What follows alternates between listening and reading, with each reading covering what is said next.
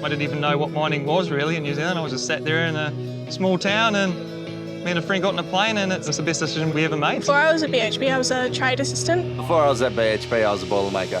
I studied fashion and then I was working in TV and film. From the mine sites, it's just a little bit bigger. There's more variety of work, a bit more community going on. Just applied for a job and got a job at Port Hedland. So I started back at BHP on the floor, the team leader, looking after our electrical department, and now I'm supervisor in this role. And then after that, who knows, move somewhere else, try something different within the business. I'd like to stay with BHP.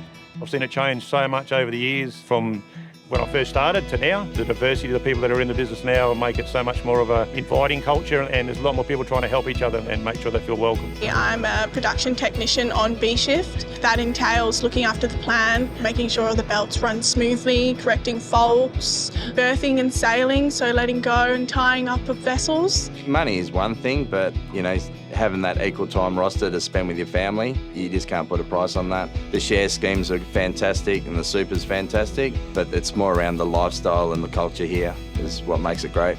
Port's actually a really lovely place, close to Broome, close to Exmouth, close to Kariyarra. There is a lot to do here. The best benefit of working for BHP in Port Hedland is the housing opportunities. Our housing is 5 minute walk to the school, 5 minute walk to the daycare, 5 minutes from work, and they also pay for our power and water bills. So my expenses are really minimal living here in Hedland.